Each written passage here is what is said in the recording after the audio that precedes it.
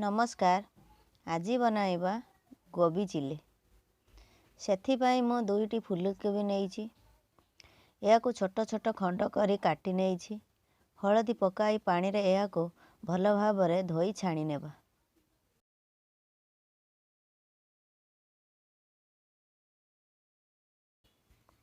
एथिरे मु अल्प किछि बेसन नेइछि आ 200 ग्राम कॉर्नफ्लोर नेइछि। एथिरे मु गोलमरिच गुंड, जीरा गुंड, धनिया पाउडर, लंका गुंड, सोया सॉस व स्वाद अनुसार लूण पकाइछि। एहाको अल्प अल्प पानी पकाई गोलाई नवा। जदि आवश्यक पड़िबो आउ किछि कॉर्नफ्लोर या देरे पकाइबा। एहाको मु एबे भल भाबरे गोलाई नेइछि। एबे आम रिफाइन तेल गरम होई गलानी। मीडियम फ्लेम रे कोबी को छाणीबा। गोटिए साइड होई गलानी। एहाको एबे ओलटाई नेबा।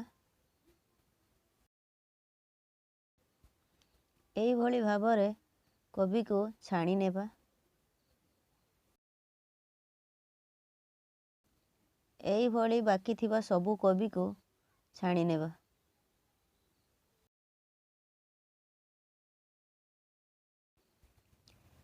एबे मु सबु कोबी को छाणी नेइछि।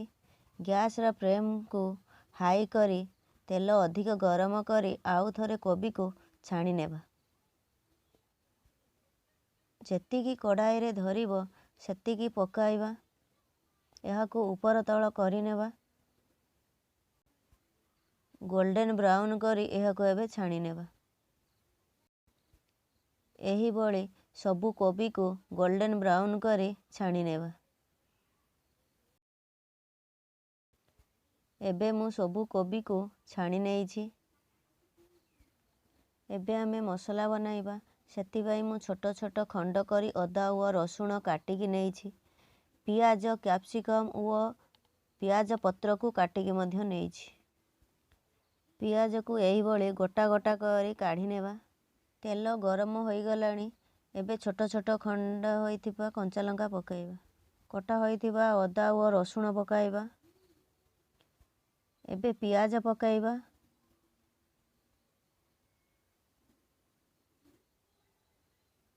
कैप्सिकम मध्य पकाई नेबा।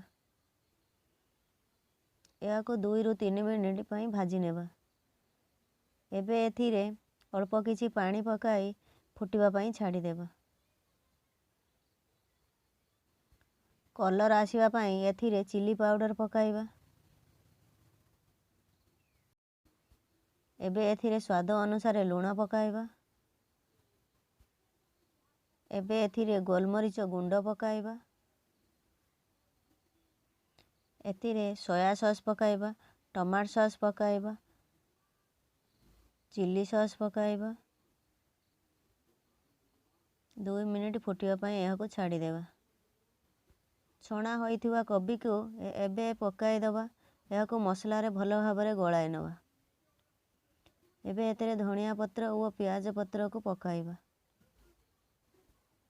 एबे हमर प्रस्तुत होई गला चिली कोबी। एही प्रणालीटी जदि आपण मानकु सहज लागि थाए प्लीज वीडियोटी को लाइक करिवे एवं मो चैनल टी को सब्सक्राइब करिवे। Thanks for watching.